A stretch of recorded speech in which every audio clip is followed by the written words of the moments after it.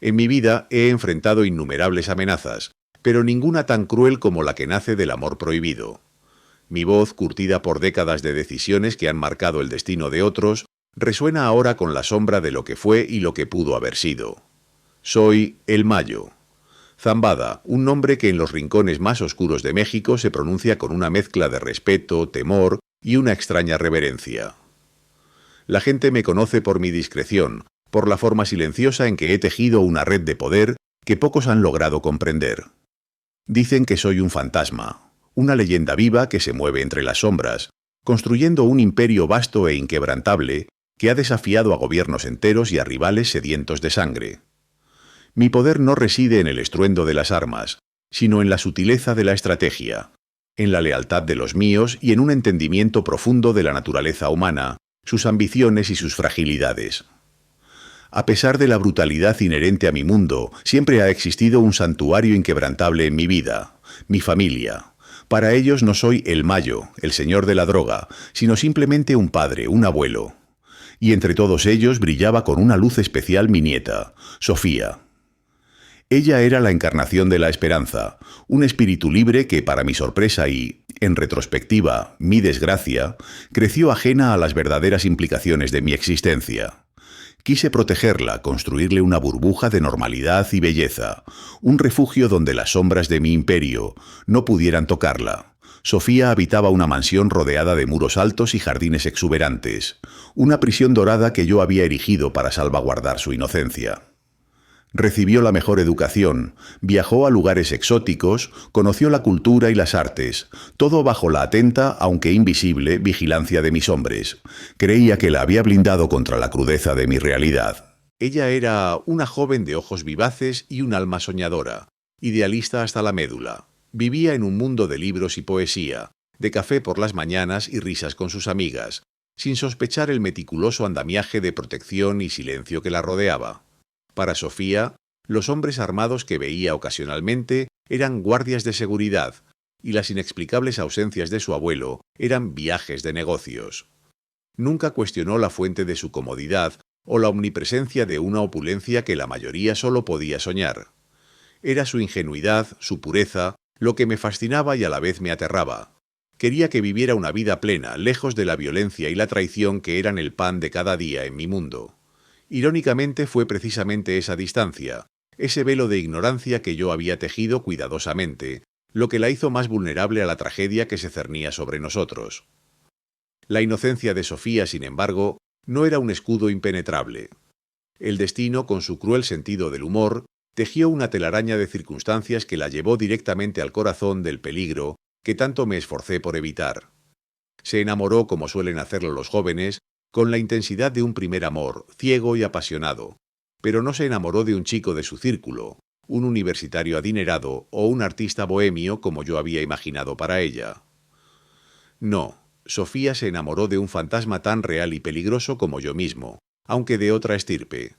Se enamoró de Ezequiel, un joven carismático y enigmático, cuya mirada reflejaba una vida vivida al límite. Ezequiel no era un estudiante o un empresario en ciernes. Ezequiel era un sicario, un leal soldado del cartel de Sinaloa, una de las facciones rivales más sanguinarias y calculadoras que operaban en nuestro territorio. El contraste no podía ser más brutal. Mi nieta, el epítome de la pureza y la esperanza, enredada con un hombre cuya existencia estaba definida por la violencia y la lealtad a mis enemigos. Era una contradicción que desgarraba el delicado equilibrio que tanto me había costado mantener. La noticia llegó a mis oídos como un susurro venenoso, filtrándose a través de mis redes de inteligencia, los mismos canales que me mantenían informado de cada movimiento del cártel. Al principio lo descarté como un capricho juvenil, una rebeldía sin importancia. Pero los reportes se volvieron más frecuentes, más detallados. Los encuentros clandestinos, los mensajes ocultos, las miradas robadas. Todo apuntaba a una relación genuina, profunda y peligrosamente imprudente. La ironía de la situación no me pasó desapercibida. Yo, el hombre que había evadido a las autoridades durante décadas, que había construido un imperio sobre la base de la discreción y el cálculo frío, estaba a punto de ver mi mundo sacudido, no por un enemigo externo, sino por la fuerza incontrolable del amor de mi propia nieta. La fragilidad de mi santuario familiar se hizo dolorosamente evidente. El amor prohibido de Sofía no era solo un asunto personal, era una bomba de tiempo con el potencial de desatar una guerra sin cuartel. Una que podría costarnos mucho más que territorio o ganancias. Sería una guerra en la que los lazos de sangre se enredarían con la lealtad y la traición, y donde la inocencia pagaría un precio terrible. Mi mundo, que siempre había parecido tan predecible dentro de su brutalidad, ahora se deslizaba hacia un abismo de incertidumbre, provocado por una fuerza tan antigua como el tiempo mismo. Si te intrigan las historias donde el poder y la lealtad se chocan, suscríbete para no perderte el resto de este crudo relato. El idilio entre Sofía y Ezequiel, un romance nacido en las sombras y alimentado por la imprudencia juvenil, comenzó a florecer con una intensidad que ignoraba las férreas leyes del mundo que los rodeaba. Sus encuentros, al principio tímidos y esporádicos, bajo la tenue luz de la luna o en rincones olvidados de la bulliciosa ciudad, se volvieron audaces, casi desafiantes. Ezequiel, con su carisma innato y una mirada que prometía 1000 aventuras, la atraía como una fuerza magnética, lejos de la jaula dorada que, sin saberlo, la protegía. Sofía encontraba en él una pasión y una rebeldía que contrastaban vivamente con la solemne formalidad de su vida, una vida donde el respeto y el temor hacia su abuelo lo impregnaban todo. Cada cita era un escape, un soplo de libertad embriagador que la hacía sentirse viva de una manera que nunca antes había experimentado. Las advertencias, sutiles al principio, llegaron a los oídos de Sofía como susurros distantes, veladas preocupaciones de tías o primas sobre la prudencia y la importancia de elegir bien las amistades, pero ella, envuelta en la burbuja de un primer amor intenso, las descartaba como meras exageraciones o celos infundados. El instinto de El Mayo, sin embargo, era una bestia mucho más sabia y antigua, afinada por décadas de supervivencia en el filo de la navaja. Un leve cambio en el patrón de llamadas de su nieta, una súbita predilección por ciertos lugares o un brillo inusual en sus ojos eran señales que no pasaban desapercibidas. Su red de información, vasta y omnipresente como el aire que respiraba, aunque discreta, comenzó a operar con una sutileza que solo la experiencia puede forjar. No tardaron en llegar los primeros reportes. Ezequiel, por su parte, era un joven de orígenes humildes, ascendido a las filas del cártel de Sinaloa gracias a su valentía, su lealtad inquebrantable y una inteligencia callejera que le permitía anticiparse a los peligros. Su vida había sido una sucesión de batallas, pero nunca había conocido un amor como el que Sofía le ofrecía. Para él, ella representaba un mundo de inocencia y pureza que creyó perdido o inalcanzable. Este amor, puro e inesperado, chocaba violentamente con las brutales realidades de su existencia. Un amor que por primera vez trascendía las estrictas reglas y códigos de lealtad de su cártel. Su lealtad inicial era, sin lugar a dudas, hacia el CDS y sus líderes, lo que lo convertía, a los ojos de El Mayo, en un enemigo potencial, una pieza en el tablero de ajedrez de su mundo. Sin embargo, los lazos que se tejían con Sofía eran de una naturaleza diferente, un juramento silencioso que empezaba a competir con su fidelidad al poder. Sofía, ajena a la verdadera naturaleza de la organización de su abuelo y a las implicaciones mortales de su romance, se sentía cada vez más atraída por la complejidad de Ezequiel. Su valentía, su capacidad para protegerla de peligros imaginarios, su forma de mirarla como si fuera lo más valioso del mundo, la cautivaban. No veía al sicario, al leal soldado de un cártel rival, sino al hombre que la hacía reír, que la escuchaba y que la hacía sentir amada. Ezequiel, por su parte, se encontraba en un dilema existencial. El amor por Sofía era un faro en la oscuridad de su vida, una promesa de algo diferente, algo más allá de la violencia y la lucha por el poder. Pero sabía que su relación era un polvorín, un secreto que, de ser descubierto, desataría una guerra de proporciones épicas. No obstante, por primera vez experimentaba un amor que desafiaba las fronteras impuestas por el miedo y la rivalidad entre clanes. Las sospechas de El Mayo se consolidaban día a día. Los reportes de su gente eran precisos y alarmantes.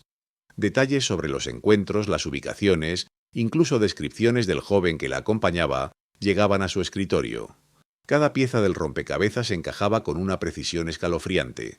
El nombre de Ezequiel, unido a la facción rival del CDS, resonaba en las reuniones privadas que El Mayo celebraba con sus hombres más leales. La información lo confirmaba. Su nieta, la joya más preciada de su linaje, se había enamorado de un sicario del bando contrario. La ironía era tan cruel como la realidad misma. Un amor prohibido, nacido de la inocencia, amenazaba con desestabilizar años de frágiles equilibrios de poder. Los primeros reportes de inteligencia eran lapidarios. No era un romance común, era un puente tendido entre dos mundos irreconciliables, una invasión silenciosa, un caballo de Troya emocional, que ponía en jaque la seguridad de su familia, y por extensión, la estabilidad de su imperio. La mente de El Mayo trabajaba sin descanso, analizando cada implicación, cada posible escenario. La noticia lo golpeó con la fuerza de un rayo, no por el peligro inmediato, sino por la vulnerabilidad que representaba. Su nieta, su sangre, su futuro, se había convertido en el punto más débil de su armadura. No había enemigos externos más peligrosos que una amenaza interna, una brecha abierta por el amor. Los ojos de su gente, los que le reportaban, mostraban una mezcla de preocupación y una tácita pregunta sobre cómo manejaría esta delicada situación. Sabían que para El Mayo la familia era sagrada, intocable. Pero también sabían que en su mundo las reglas de la supervivencia eran inquebrantables. Los encuentros de Sofía y Ezequiel, cada vez más audaces, ahora incluían breves viajes a pueblos cercanos, escapadas que se sentían como un desafío al destino. Se creían invencibles, protegidos por el velo de su amor, ciegos a los ojos y oídos que siempre los observaban. Pero la red de El Mayo no descansaba. Cada movimiento de Sofía era rastreado, cada conversación, cada gesto, reportado con precisión quirúrgica. Los detalles se acumulaban formando un expediente inquietante que confirmaba los peores temores del anciano líder. La noticia de que Ezequiel no era un simple hombre, sino un elemento clave en la estructura de un cártel rival, no solo era una amenaza estratégica, sino una afrenta personal que tocaba las fibras más íntimas del orgullo y la protectora ferocidad de El Mayo. La tensión comenzaba a acumularse, no solo en el entorno inmediato de la familia, sino en los corredores de poder donde la noticia, en forma de rumor, ya comenzaba a circular anticipando una tormenta inminente. La atmósfera en la finca de El Mayo se tornó pesada, casi irrespirable como la calma antes de una tormenta de arena en el desierto. Él había estado observando, sus ojos expertos no perdían detalle, y cada gesto de Sofía, cada ausencia, cada mirada furtiva, había sido registrada y analizada por su red de informantes, una telaraña invisible que cubría cada centímetro de su existencia. No podía seguir ignorando lo que era cada vez más evidente, el peligro inminente que se cernía sobre su familia, sobre su legado. La confrontación era inevitable, un requisito para intentar detener la autodestrucción. Un día la llamó a su despacho, un lugar austero pero imponente, donde pocas personas se atrevían a entrar sin una invitación expresa. Sofía, con su habitual mezcla de inocencia y una recién adquirida rebeldía, cruzó el umbral. La miró a los ojos, esos ojos tan parecidos a los suyos, pero aún sin la pátina de la experiencia y el dolor. «Sofía», comenzó con voz grave, desprovista de la ternura paternal que a veces le dedicaba. «Sabes que te amo más que a mi propia vida. He construido todo esto para protegerte, para darte una vida que yo nunca tuve. Pero lo que estás haciendo, lo que estás permitiendo, está poniendo en riesgo todo. Dime la verdad, Sofía. ¿Quién es ese muchacho con el que te estás viendo?» Sofía, a pesar de la intimidación inherente a la figura de su abuelo, no se doblegó de inmediato. Sus mejillas se tiñeron de un rubor intenso, mezcla de vergüenza y desafío. «Abuelo, ¿de qué hablas? No entiendo». El Mayo la interrumpió con un golpe suave en la mesa, un sonido que resonó como un trueno en el silencio. «No, no me mientas. Sé de Ezequiel, sé de dónde viene y sé a quién sirve. ¿Es que no comprendes el peligro? ¿No entiendes que ese amor es una sentencia de muerte para ti y para todos nosotros?»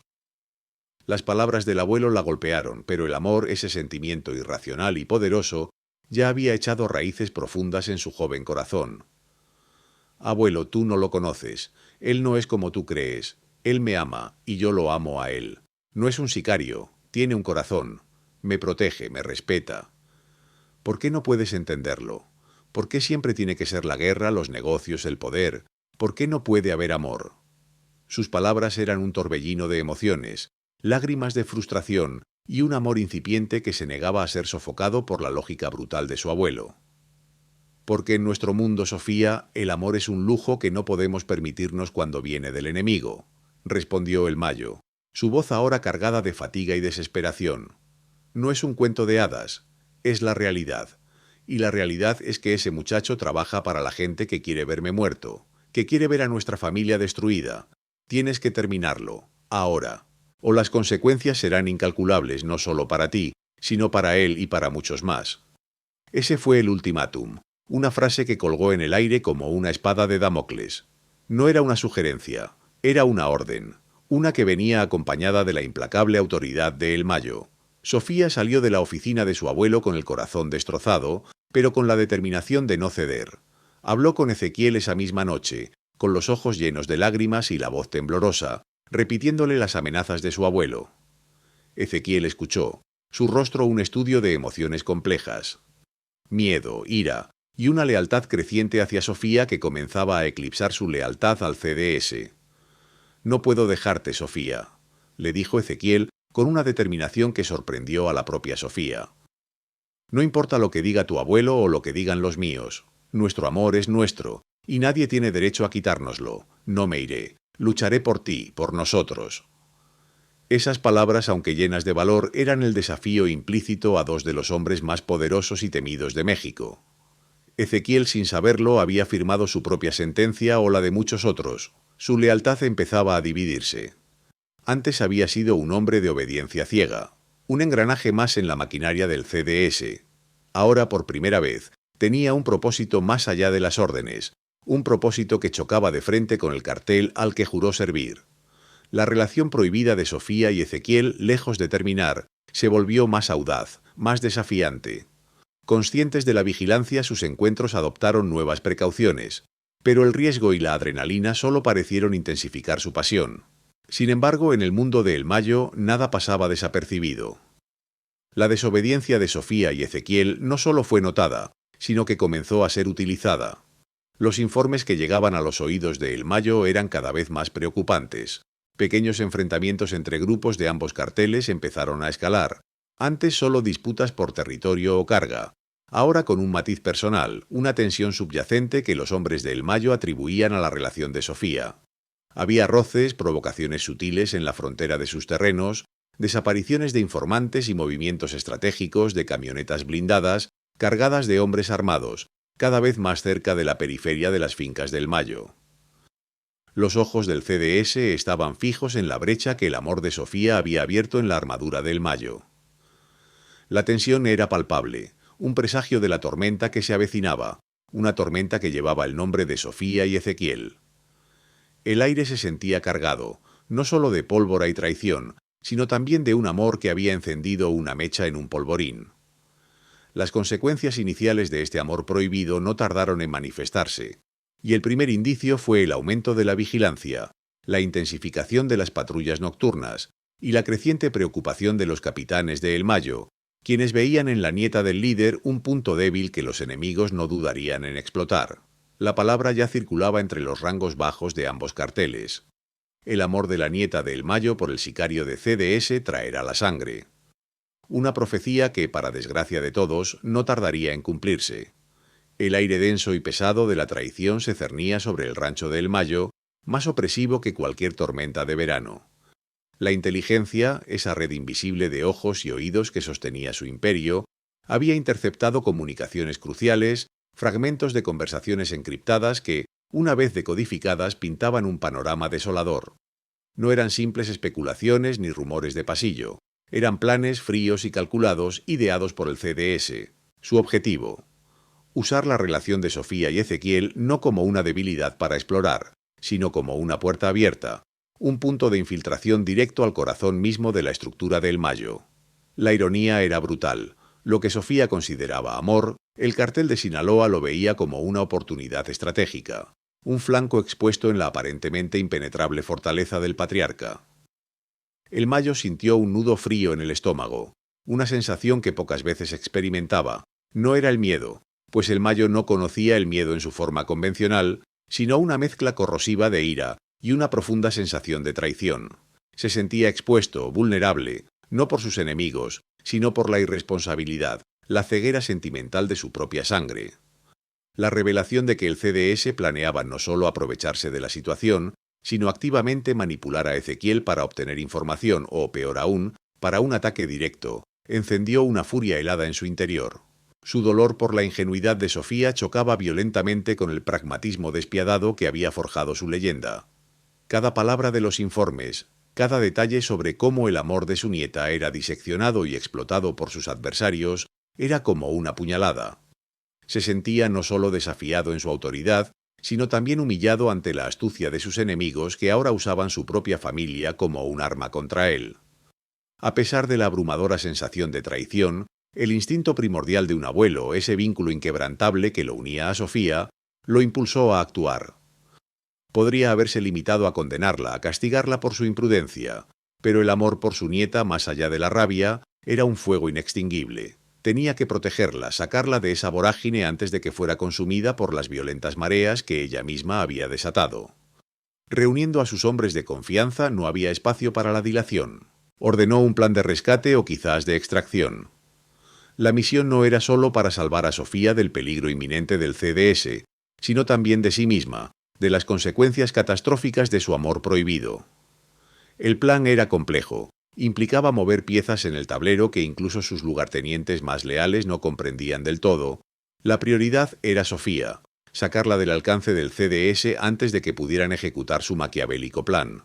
Mientras tanto, en el otro lado de esta trágica ecuación, Ezequiel comenzaba a sentir el peso de su propia situación. Las conversaciones que escuchaba, las órdenes que recibía, los gestos de su propio cartel, todo empezaba a encajar de una manera perturbadora. El CDS no solo toleraba su relación con Sofía, la estaban incentivando, monitoreando de cerca, y las señales eran inconfundibles. Él era un peón y Sofía era la carnada. La realización golpeó a Ezequiel con la fuerza de un rayo. Había creído en la pureza de su amor, en la posibilidad de desafiar las reglas impuestas por un mundo brutal. Ahora veía que había sido ciego, manipulado, su amor por Sofía convertido en una herramienta en manos de líderes despiadados. La lealtad que una vez fue el pilar de su existencia comenzó a tambalearse. El dilema moral que enfrentaba era insoportable. Por un lado, la lealtad de toda una vida al CDS, la organización que lo había criado y formado. Por el otro, el amor puro y apasionado que sentía por Sofía, un amor que ahora sabía que la ponía en un peligro mortal. Su conciencia, antes adormecida por la brutalidad de su oficio, se había despertado. ¿Podía seguir siendo leal a quienes querían usar el amor de su vida como un arma? ¿Podría traicionar a Sofía a sí mismo al permitirse ser un instrumento en su caída? La pregunta lo carcomía, pero la respuesta lentamente comenzaba a cristalizarse. Ezequiel recordó el día en que conoció a Sofía, la forma en que su risa había iluminado su mundo sombrío, la manera en que sus ojos le hicieron ver un futuro más allá de la violencia y la muerte. Ese amor, esa esperanza que ella le había ofrecido, era más poderoso que cualquier juramento de sangre. Su lealtad inicial al CDS, antes inquebrantable, se desmoronaba bajo el peso de esta verdad. Se dio cuenta de que no solo estaba siendo utilizado, sino que al quedarse con Sofía, la había puesto en una posición insostenible. Tenía que hacer algo, no solo para protegerla, sino para redimirse a sí mismo. El amor por Sofía lo llevó a cuestionar cada fibra de su ser, cada valor que le había sido inculcado. Ya no era solo un sicario, sino un hombre dividido, un amante desesperado que comenzaba a ver el rostro de la traición, no solo en el CDS, sino también en las decisiones que él mismo había tomado. La maquinaria del Mayo ya estaba en movimiento. Sus hombres leales y silenciosos se preparaban para la operación. No se trataba de un rescate convencional, era una maniobra delicada para desenganchar a Sofía del fuego cruzado, sin encender una guerra total. Al menos no todavía. Las órdenes eran claras: minimizar el riesgo para Sofía a toda costa, evitar enfrentamientos directos si era posible, pero estar listos para lo peor. Mientras tanto, Ezequiel, con el corazón destrozado y la mente febril, tomaba sus propias decisiones. La información que había recopilado sobre los planes del CDS, las pequeñas piezas del rompecabezas que ahora encajaban, le daban una ventaja, un conocimiento interno. Sabía que no podía quedarse de brazos cruzados. Su amor por Sofía significaba un cambio de lealtad, una traición a su propio cartel, un acto que lo convertiría en un blanco para ambos bandos. Pero la pureza de sus sentimientos eclipsaba cualquier temor. La decisión estaba tomada. Protegería a Sofía, no importa el precio. El reloj avanzaba, y cada segundo acercaba a todos al borde de un abismo que amenazaba con engullirlos a todos. La inteligencia de El Mayo no fallaba nunca, y lo que sus hombres descifraron de las comunicaciones interceptadas era más que una premonición, era una certeza. El CDS no solo estaba al tanto de la relación de Sofía y Ezequiel, sino que la estaba tejiendo en el corazón de un plan siniestro. Habían identificado el amor de la nieta como un punto de vulnerabilidad en la impenetrable armadura de El Mayo, una grieta que estaban ansiosos por explotar. La noticia golpeó a El Mayo con la fuerza de un golpe físico. No era solo la traición ni la desobediencia, era la exposición, la revelación de una debilidad que él siempre había creído impenetrable. Su rostro, habitualmente una máscara de estoicismo, se contrajo en una mueca de ira contenida y profundo dolor. La irresponsabilidad de Sofía no solo la ponía en peligro a ella, sino que amenazaba con desestabilizar años de cuidadosamente construidas alianzas y un balance de poder precario. La ira de El Mayo era un volcán dormido que comenzaba a temblar. Sentía la traición no solo de su nieta, sino de la propia vida que la había protegido con tanto celo. Su pragmatismo, forjado en décadas de decisiones de vida o muerte, chocaba ahora con un dolor paternal que se negaba a ser silenciado. La posibilidad de que Sofía fuera utilizada como un peón en la sangrienta partida de ajedrez que era su mundo, lo consumía. Sin embargo, en medio de la furia, una chispa de amor incondicional seguía brillando. Sofía era su sangre, su legado, la única parte de su mundo que prometía inocencia y continuidad. No podía permitir que cayera en las garras de sus enemigos, no podía permitir que su error fuera su perdición. Se puso en marcha un plan de protección, de rescate, antes de que fuera demasiado tarde, antes de que el CDS pudiera ejecutar su jugada maestra. Era un plan de contención, de recuperación, diseñado para sacar a Sofía del alcance del peligro inminente y, si era posible, revertir el daño antes de que la guerra abierta fuera inevitable. Mientras tanto, Ezequiel, ajeno a la magnitud de los planes del CDS para explotar su relación, comenzó a darse cuenta de la manipulación. Las conversaciones, las directrices sutiles de sus superiores, las preguntas insinuantes sobre los movimientos del Mayo y su nieta, todo comenzó a encajar en un patrón alarmante. No era el amor el que les interesaba al CDS, era la debilidad, la oportunidad. La lealtad de Ezequiel, ya dividida por Sofía, se inclinaba ahora violentamente hacia ella. Su amor, que había comenzado como una llama imprudente, se había transformado en una convicción feroz. No podía ser un instrumento en la destrucción de la mujer que amaba. Y así la tormenta se desató. El CDS, actuando con una audacia calculada, lanzó un ataque sorpresa. No buscaban una confrontación abierta con El Mayo todavía, sino un golpe quirúrgico, secuestrar a Sofía. La información que habían obtenido por sus propios medios, o tal vez a través de fugas internas, les había permitido ubicarla en una de las propiedades más expuestas, aunque bien protegida, de El Mayo, un lugar donde a menudo Sofía se sentía menos asfixiada por la vigilancia constante. Fue un asalto rápido y brutal, diseñado para la captura, no la aniquilación. Un convoy de camionetas blindadas irrumpió en la finca al amparo de la noche, con hombres armados saltando antes de que los vehículos se detuvieran por completo. Pero la inteligencia de El Mayo, aunque no había podido prevenir el ataque, sí había alertado a sus hombres. La intervención fue casi simultánea a la irrupción. Hombres de El Mayo, apostados estratégicamente alrededor de la propiedad, respondieron con una furia controlada, desatando un infierno de balas y explosiones. El enfrentamiento no era un forcejeo, era una masacre planeada. El objetivo principal era neutralizar la amenaza y asegurar la seguridad de Sofía. En medio del caos, las luces parpadeando bajo el impacto de los disparos, el aire denso con el olor a pólvora y sangre, Sofía se encontró atrapada en el epicentro de la violencia que su amor había desatado. Ezequiel estaba allí, no como un agente del CDS, sino como un guardián desesperado. Su rostro, antes marcado por la lealtad dividida, ahora solo mostraba una única y feroz determinación: proteger a Sofía. Se interpuso entre ella y los sicarios del CDS, sus antiguos camaradas, sus hermanos de armas que ahora lo veían como un traidor. Su acto no fue una estrategia, fue un sacrificio, un grito de amor y redención en medio de la barbarie. Disparó con una precisión letal contra aquellos que una vez fueron sus aliados, su cuerpo moviéndose con la agilidad de un depredador, pero su corazón latía por una causa completamente diferente. Los hombres del CDS, confundidos y furiosos por la traición inesperada de uno de los suyos, respondieron con brutalidad. Las balas zumbaban, las explosiones sacudían el suelo. La masacre fue corta pero intensa, dejando un rastro de destrucción y muerte. Cuando los disparos finalmente cesaron y el eco de la batalla se desvaneció en el silencio de la noche, el recuento fue devastador. Varios hombres leales a El Mayo yacían muertos, valientes protectores que habían pagado el precio máximo por la seguridad de la nieta de su jefe. También hubo bajas significativas en el bando del CDS, pero lo más impactante fue el estado de los heridos. 12 vidas en total. 12 vidas habían sido sacrificadas en ese enfrentamiento inicial, un número lacerante que El Mayo grabaría en su memoria. Hombres que tenían familias, nombres, historias, reducidos a frías estadísticas en el altar de un amor prohibido. El precio del capricho de Sofía, la imprudencia de Ezequiel, comenzaba a cobrarse su sangrienta factura. Ezequiel fue encontrado inconsciente, gravemente herido, su cuerpo acribillado por balas que debían haber estado destinadas a Sofía. Su acto final, su redención, lo había convertido en un mártir, un traidor para unos, un héroe para otros.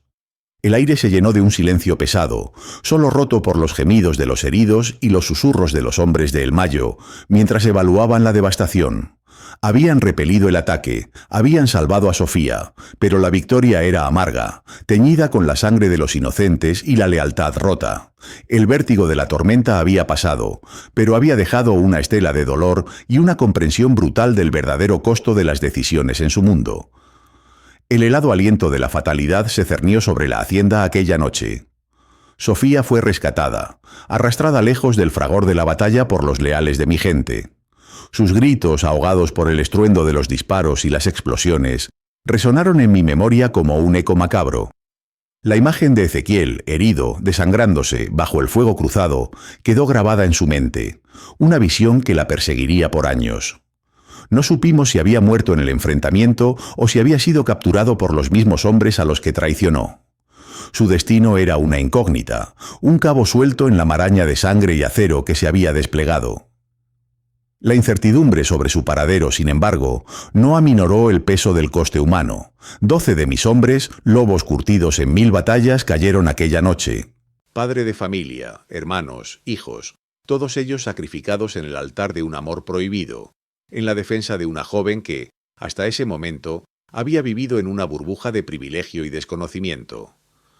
La pérdida fue un golpe directo a mi corazón, un recordatorio brutal de la fragilidad de la vida y del alto precio de la lealtad. La Sofía que emergió de aquella noche ya no era la misma.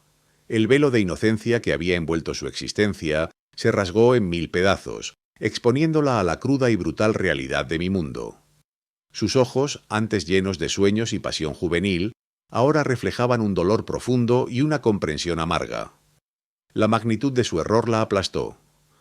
El amor que había creído puro e inquebrantable había desencadenado una masacre, tiñendo de sangre inocente los campos que la vieron crecer.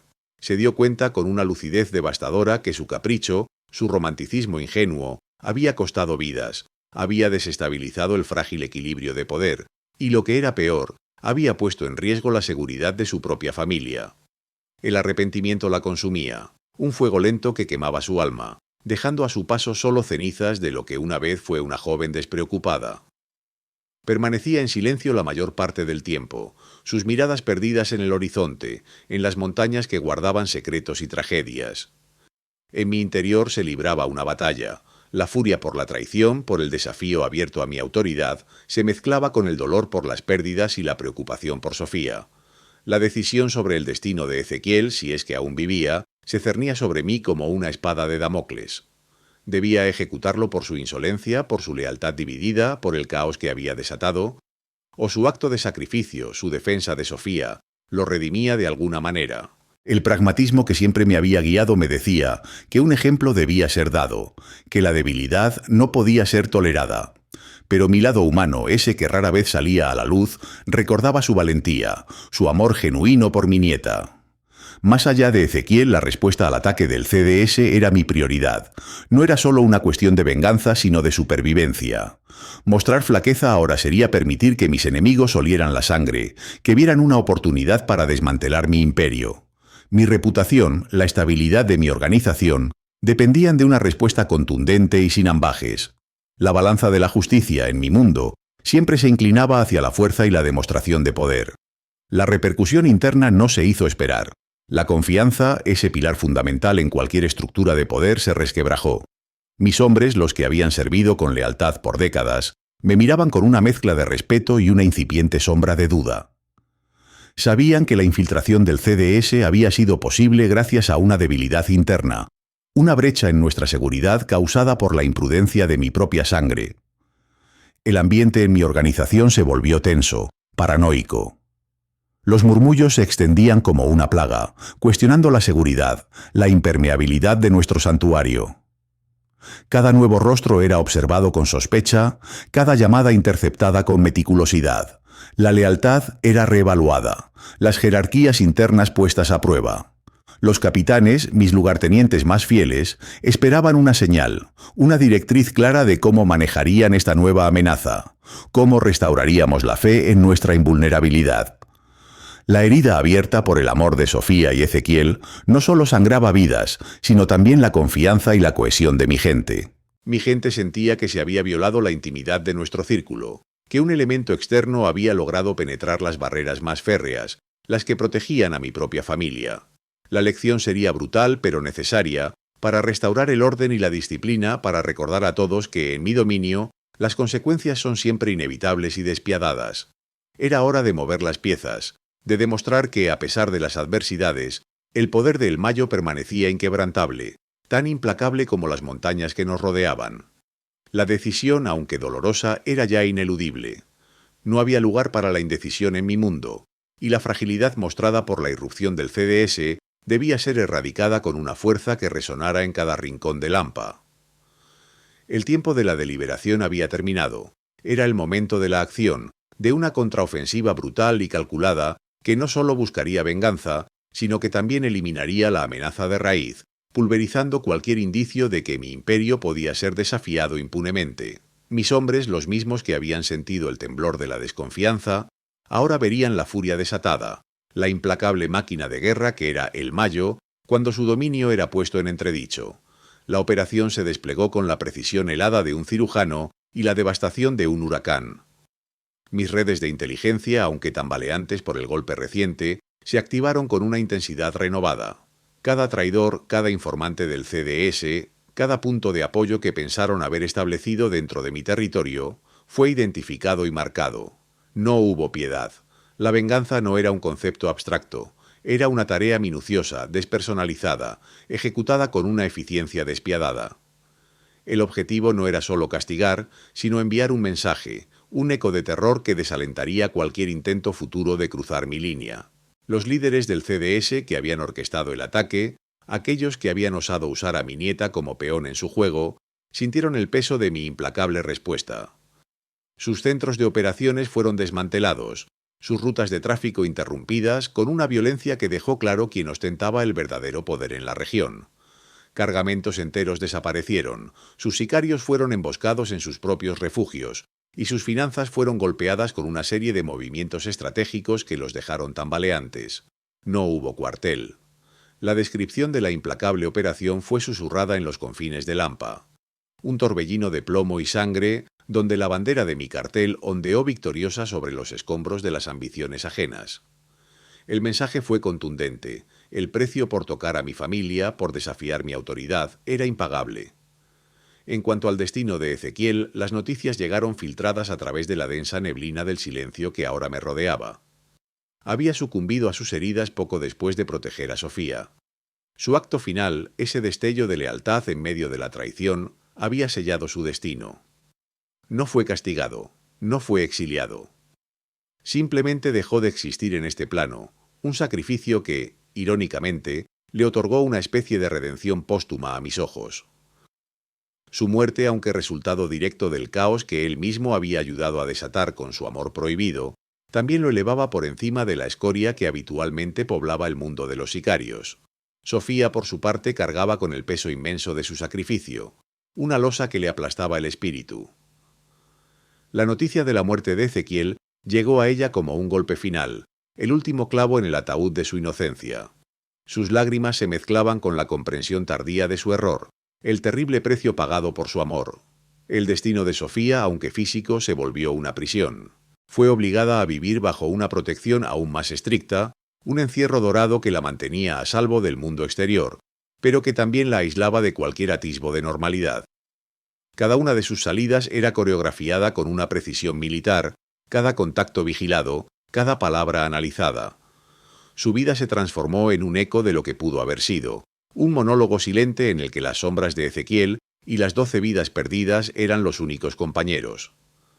El costo emocional para ella era inmenso, una herida abierta que jamás sanaría del todo. Su visión del mundo, una vez teñida de romanticismo y esperanza juvenil, se había visto destrozada. El amor ya no era un ideal, sino una palabra manchada de sangre, un catalizador de la tragedia más profunda. La jovencita soñadora se había desvanecido, reemplazada por una mujer joven, sombría y resignada, cuyo corazón ahora era un mausoleo de recuerdos dolorosos. La pérdida de la inocencia no fue un proceso gradual, sino un violento desgarro que la dejó expuesta a la cruda y brutal realidad de mi mundo. Ella sabía, con una certeza abrumadora, que había sido la causa indirecta de la masacre, de la furia que se había desatado, y esa culpa la consumiría por el resto de sus días. Su existencia se convirtió en una penitencia silenciosa, un recordatorio constante de las consecuencias irreversibles de sus decisiones. Y yo, el Mayo, el hombre que había desencadenado esa furia, la observaba desde la distancia, sintiendo el frío de la victoria y el amargo sabor de la pérdida. Las 12 vidas ya no eran un número, eran nombres, rostros que se acumulaban en la cuenta de un amor prohibido, un pasivo que mi alma cargaría para siempre. El conflicto más directo había llegado a su fin, pero las cicatrices profundas grabadas con fuego y dolor permanecían, recordándonos la fragilidad de nuestra existencia. El cartel de Sinaloa había pagado un precio elevado por su osadía, su audacia al intentar desestabilizar mi imperio usando lo más preciado para mí. Sus activos habían sido desmantelados con una eficiencia brutal, sus líderes responsables eliminados o dispersados, y un mensaje inequívoco había sido enviado a todo el AMPA. Nadie jugaba con mi familia ni con mi gente impunemente. La aparente calma que había descendido sobre la región era engañosa, una paz precaria construida sobre una montaña de cadáveres y el temor respetuoso que inspiraban mis métodos.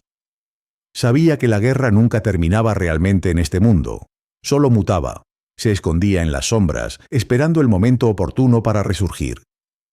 La fragilidad de esa paz era palpable, como un cristal fino que podía romperse con el menor descuido, con la más mínima señal de debilidad. Reflexionaba sobre el costo del poder, sobre el precio incalculable que se pagaba por mantener un imperio en pie, por proteger a los que se amaban en un universo donde la lealtad se compraba y la traición acechaba en cada esquina. El amor, ese sentimiento tan puro y tan perturbadoramente poderoso, había sido la chispa que encendió esta conflagración. 12 vidas. 12 almas que se habían desvanecido en el torbellino de un romance prohibido. Un número que se había incrustado en mi memoria. Una herida que nunca sanaría por completo. Era un recordatorio constante de aquel día fatídico en que la ingenuidad de mi nieta, su anhelo por un amor que no entendía la cruda realidad de nuestro mundo, casi había desintegrado todo lo que había construido con sangre y sudor. Cada decisión, cada estrategia, cada movimiento que hacía desde entonces llevaba el peso de esas 12 vidas, una carga silenciosa pero omnipresente. Sofía, mi nieta, vivía. Estaba a salvo, bajo una protección aún más férrea que antes, sus movimientos monitoreados con una vigilancia implacable. Pero la joven que conocí, la niña risueña y despreocupada que soñaba con mundos de fantasía, había desaparecido. En su lugar se encontraba una mujer sombría con la mirada perdida y el alma marcada por la tragedia. La sombra de su decisión, de aquel amor prohibido, que tanta destrucción había causado, la seguía a todas partes, un fantasma persistente que le recordaba el precio de su inocencia. Su vida se había transformado de manera irreversible, su futuro, antes lleno de posibilidades, ahora constreñido por las cadenas de la culpa y el remordimiento. Para ella, el amor se había convertido en sinónimo de pérdida, de dolor, una lección brutal aprendida en el campo de batalla de mi mundo. La historia de Sofía y Ezequiel se había convertido en una advertencia, una parábola sombría que se contaba en voz baja entre los rangos de mi organización. Era un recordatorio de que las emociones humanas, especialmente el amor descontrolado, podían ser un arma tan letal como cualquier fusil, una debilidad que los enemigos no dudarían en explotar. La lección era clara. En este juego de poder no había espacio para la inocencia, ni para los caprichos del corazón. Solo la lealtad inquebrantable, la razón fría y el pragmatismo despiadado garantizaban la supervivencia. Se enseñaba a los jóvenes sobre los peligros de las distracciones sentimentales, sobre cómo un solo error, una sola concesión al corazón, podía desatar un infierno que consumiría a todos a su alrededor. Este mundo sin leyes, donde el destino se tejía con hilos de sangre y lealtad volátil, no permitía errores. Mis decisiones, desde las más triviales hasta las más trascendentales, siempre habían estado guiadas por la necesidad de preservar mi legado, mi familia, mi imperio. Pero había aprendido que incluso el más astuto de los estrategas podía ser vulnerable cuando los afectos personales se entrometían en la ecuación. La historia de mi nieta, la pasión que los llevó a desafiar lo inquebrantable, había revelado una faceta de mi propia vulnerabilidad que yo mismo desconocía. Me hizo recordar que, a pesar de todo mi poder y mi control, había fuerzas, como el amor y la traición, que escapaban a mi alcance, capaces de causar estragos incluso en los imperios más consolidados. El sol se ponía al oeste, tiñendo las montañas de un rojo intenso, un color que siempre me recordaba la sangre derramada en los valles y las lomas. La brisa fresca traía consigo el aroma de la tierra mojada y el eco distante de los coyotes, un lamento que parecía reflejar el mío propio. Miraba el vasto territorio que controlaba, un mosaico de poder y peligro, donde cada sendero, cada rancho, cada vida tenía un precio. Había ganado esta batalla, pero la guerra continuaba, una guerra eterna contra aquellos que buscaban usurpar mi lugar, contra las pasiones que amenazaban con destruir mi cuidadosamente construido equilibrio. Y en el centro de todo la imagen de Sofía, un recordatorio constante de que en este mundo incluso el amor más puro podía convertirse en el arma más devastadora. Esta historia es solo una de las muchas que se esconden en las sombras de nuestro México profundo, donde el poder y la supervivencia son las únicas monedas de cambio. Si quieres conocer más relatos crudos del poder y la supervivencia, aquellos que nunca llegan a los titulares de los periódicos, te invito a que te suscribas a nuestro canal y actives la campanita para no perderte ninguna de nuestras próximas entregas. Y cuéntanos en los comentarios, ¿crees que el amor, incluso el más auténtico, puede realmente con todo en un mundo tan despiadado como este, o siempre hay un precio demasiado alto que pagar? Tu opinión es importante para nosotros.